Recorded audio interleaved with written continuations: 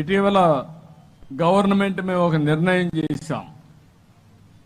ప్రతి నెల 3వ శనివారం అందరం కలిసి స్వచ్ఛ ఆంధ్రప్రదేశ్ కృషి చేయాలని చెప్పి ఒక నిర్ణయం చేశాం. 3వ శనివారం ఏ ఆఫీసు పనిచేయక్కర్లేదు, ఏ పిల్లలు చదువుకోవాల్సిన పని లేదు.